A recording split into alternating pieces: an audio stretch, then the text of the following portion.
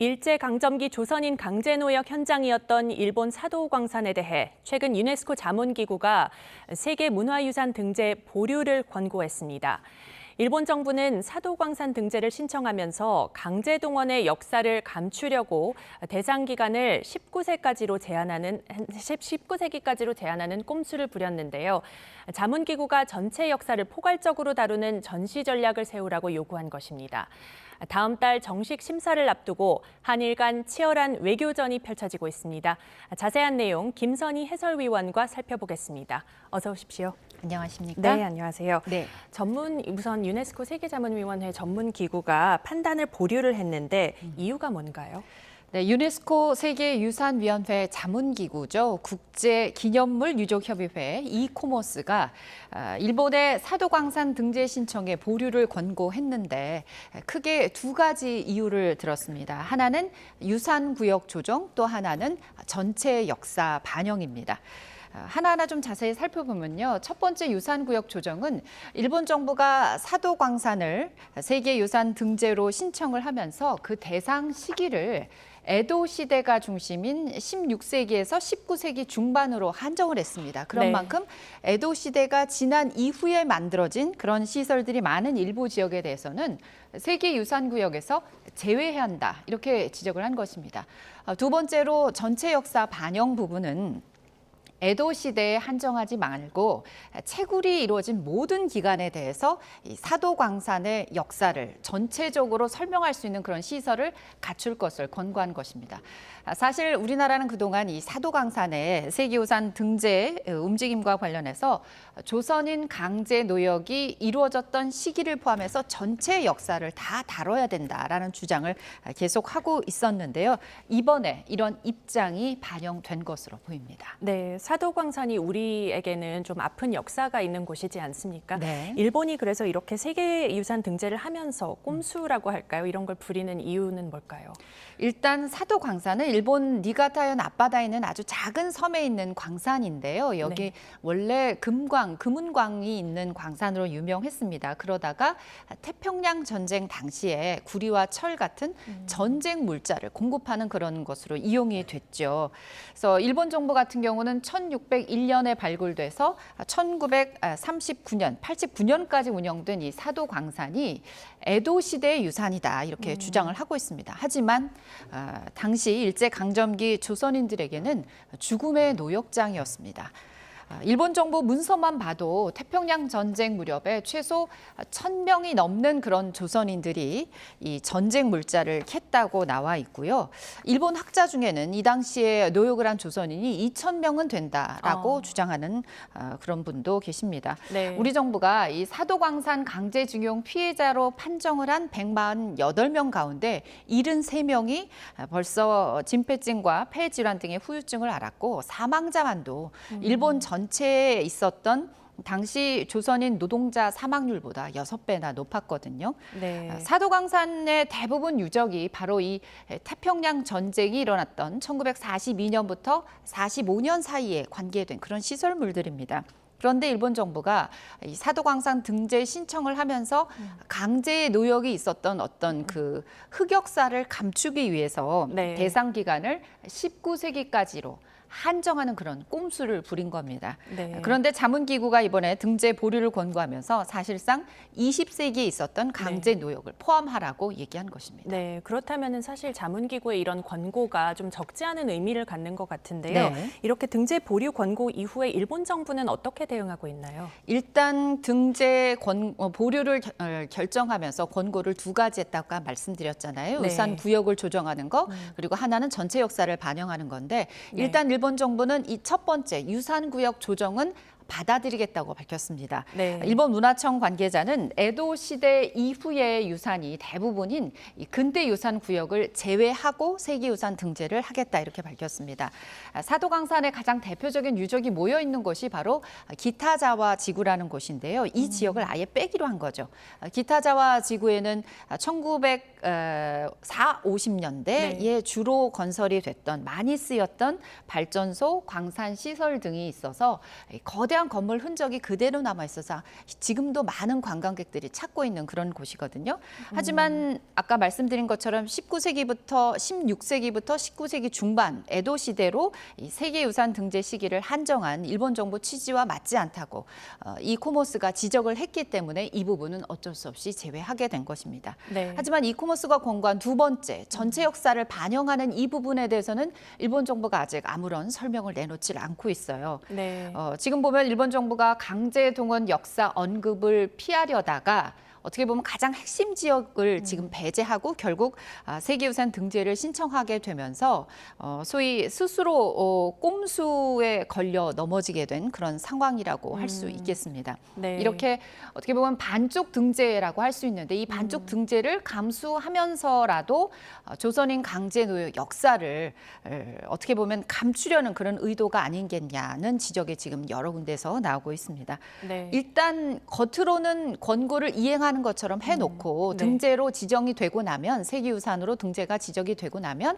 그 다음에는 뭐 여러 가지 지역 안내 관광 상품에 슬쩍 끼워 넣는 그런 식의 또 다른 꼼수를 부릴 수도 있거든요. 네. 그런다 하더라도 국제사회는 이미 세계유산으로 지정을 하고 난 다음이기 때문에 어떠한 제재를 할 수 없는 것을 그걸 네. 또 일본이 노리고 있는 거일 수 있다는 그런 해석이 나오고 있습니다. 네, 우리 정부는 이에 대해서 그동안 전체 역사가 반영되는 게 굉장히 중요하다. 네. 이 일관된 입장을 계속 유지를 하고 또 일본에도 이런 입장을 계속 전달을 해왔는데 현재 그렇습니다. 어떻게 대응하고 있나요? 우리 정부의 입장에는 일단 변화가 없습니다. 말씀하신 것처럼 에도 시대뿐만이 아니라 사도광산, 우리 조선인 강제 노역이 있었던 20세기 포함해서 사도광산 전체 역사를 반드시 포함해야 된다. 만약에 이 안이 이루어지지 않으면 세계유산 등재를 결정하는 데 있어서는 위원국 간의 전체 합의가 중요한데 우리는 합의를 막고 끝까지 투표까지 가겠다 이런 강경한 입장을 네. 일관되게 얘기하고 있습니다.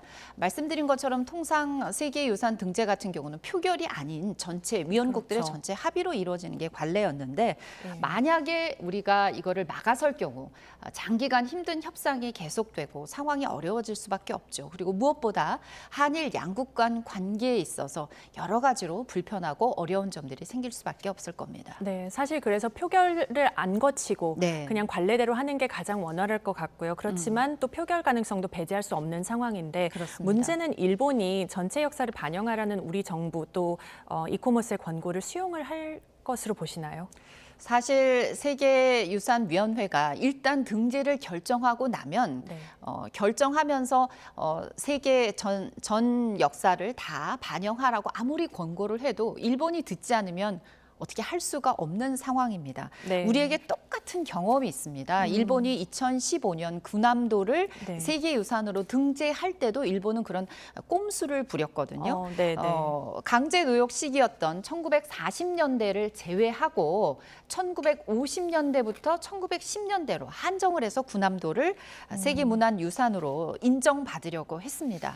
당시에도 이런 일본의 꼼수 등재를 노렸지만 네. 이코모스가 전체 역사를 알리라고 권고를 했고 결국 일본 같은 경우는 등재 확정과 함께 전 세계 앞에서 조선인이 강제로 노동한 사실을 시인을 했습니다. 네. 당시 일본 정부가 어떻게 얘기를 했냐면 제가 그래픽을 준비를 했는데요. 한번 네, 그래픽 보여주시면 한번.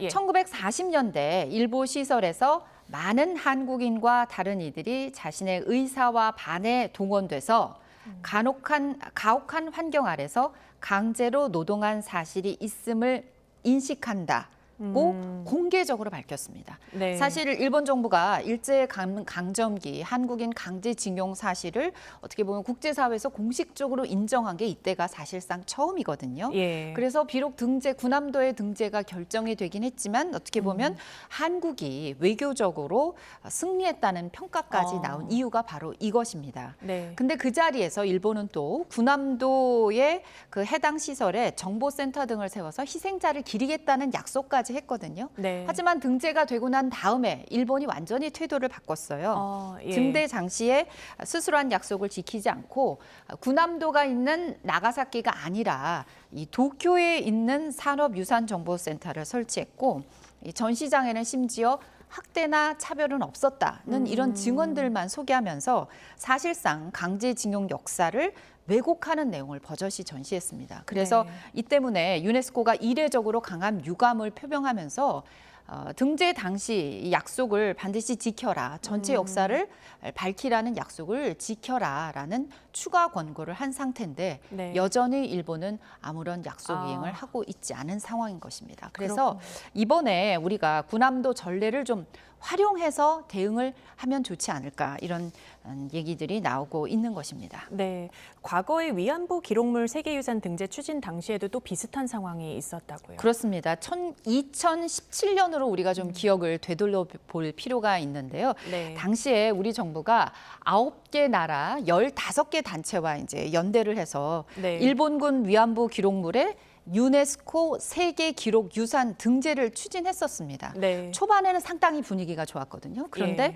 그해 10월에 대화를 전제로 한 등재 보류라는 결정이 났어요. 네. 일본이 뒤에서 작업을 한 거죠. 어. 일본은 정치적 논란이 있는 안건은 심사를 연기하자고 주장을 했고 그러면서 유네스코를 어떻게 압박했냐면 만약에 이러한 우리의 주장이 관철되지 않으면 유네스코 분담금을 내지 않겠다 그랬어요. 아, 근데 네. 일본 같은 경우 유네스코 분담금을 세계에서 두 번째로 많이 내는 국가거든요. 그러니까 유네스코가 일본의 눈치를 안 볼 수가 없었던 아. 것이죠. 그래서 결국 일본의 바람대로 위안부 기록물은 계속 논의할 대상이 되고 말았습니다. 아, 근데 이거에만 그치지 않고 일본이 또 어떤 압박을 했냐면 기록유산 그 등재 규칙까지 바꿨어요. 어떻게 바꿨냐면 2011년 회원국의 반대가 있는 안건은 심사 대상에서 일단 제외하도록 일본이 요구를 하면서 유네스코가 이거를 수용해서 기록유산 등재 규칙까지 아예 바꿔버린 겁니다.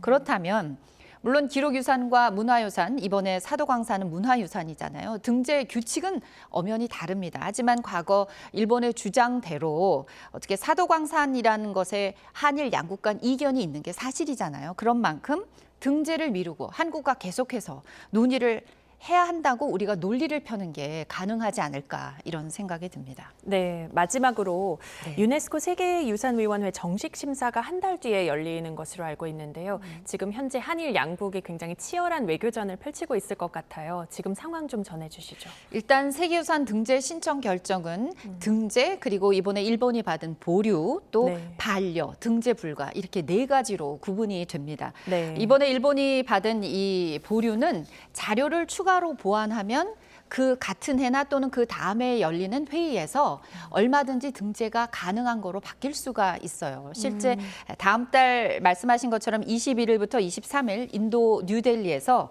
제46차 세계유산위원회가 열리는데 이때 이 회의에서 사도광산의 등재 여부가 최종 결정될 것으로 보입니다. 위원회는 그동안 말씀드린 것처럼 전원 합의라는 거를 통해서 등재 결정 여부가 결정이 됐는데 지금 위원국이 21개 나라인데 만약에 다 전원 합의가 이루어지지 않으면 네. 투표를 하게 되는 거거든요. 근데 네. 투표할 때 3분의 2가 찬성을 해야 가결이 됩니다. 근데 우리나라도 일본도 지금 현재 둘 다 위원국이에요. 예. 그런데 우리나라가 위원국이라는 점이 2015년 군함도 그 세계유산 등재 당시보다는 훨씬 더 유리한 상황이 될 수 있죠. 네. 왜냐하면 회원국이니까 예. 이 절차에 여러 가지 목소리를 낼 수가 있잖아요. 그렇죠. 그런데 만약에 일본이 끝까지 우리와 하는 어떤 협상을 고집을 부려서 결렬이 될 경우는 투표까지 갈 수밖에 없는 그런 최악의 상황이 될 수 있거든요. 네. 그런데 위원국의 3분의 2가 찬성이 결정이 돼야 되는데 일본이나 우리나 서로 상대방에 유리하게끔 투표가 결과가 난다는 보장을 확실히 할 수가 없는 그렇죠. 거죠. 네. 그리고 또 하나 우리나라 위원국 임기는 2027년까지인데 네. 일본 같은 경우는 내년까지예요. 그래서 일본은 올해 등재에 거의 필사적으로 매달릴 수밖에 그렇겠군요. 없습니다. 네. 다만 군함도 때는 우리나라뿐만 아니라 중국을 비롯한 여러 나라 9개국이라고 그랬죠. 여러 나라들이 같은 피해국이기 때문에 서로 협조해서 뭔가 한 목소리를 낼 수 있었지만 사도광산의 이 같은 경우에는 조선인 한국 그 강제징용이 우리나라만 해당되기 때문에 다른 나라들의 협조를 얻고 객관적인 어떤 증거를 확보하는 게 쉽지 않은 상황입니다. 여기에 정치 환경도 2015년과는 많이 달라졌어요. 그렇죠. 당시에는 아베 총리가 굉장히 지지율이 높았고 지금 기시다 총리는 지지율이 역대 최저입니다. 그래서 군함도 당시에 세계유산 등재가 확정되면서 강제징용 사실을 인정을 했지만 아베 총리 같은 경우는 높은 지지율을 등에 업고 보수 여론의 어떤 반대 여론을 돌파를 했지만 지금 기시다 총리 같은 경우는 9월에 재선을 앞두고 있는데 그렇죠. 만약에 사도광산 이 등재와 관련해서 우리나라와 협상을 하면서 조금 양보하는 그런 모습을 보이는 그런 결과를 가져온다면 정치적 부담이 클 수밖에 없습니다. 네. 아시다시피 지난해부터 한일 정상 윤석열 대통령과 기시다 총리가 어떻게 보면 셔틀 외교를 복원하고 한일 관계 개선에 상당히 노력을 들이고 있는 상황인데 그렇죠. 또다시 역사 문제가 이 양국 정상의 새로운 아킬레스건이 될 수 있습니다. 발목을 잡는 아킬레스건이 될 수 있습니다. 네, 말씀하신 대로 지난해 윤석열 대통령과 기시다 총리가 7차례 정상회담을 할 정도로 한일 관계가 이렇게 정상화된 상황에서 이렇게 역사 문제가 또다시 발목을 잡지 않는 표결까지 가지 않고 우리 정부의 입장, 전체 역사가 반영되는 이런 상황으로 이어지면 좋을 것 같습니다. 그렇게 한번 기대해 보면서 한 달 정도 앞으로 상황을 지켜보도록 하겠습니다. 네. 네, 지금까지 김선희 해설위원과 함께 강제징용 관련해서 사도광산 세계유산 등재 보류 상황 분석하고 전망해 보았습니다. 오늘 나와주셔서 감사합니다. 고맙습니다. 네.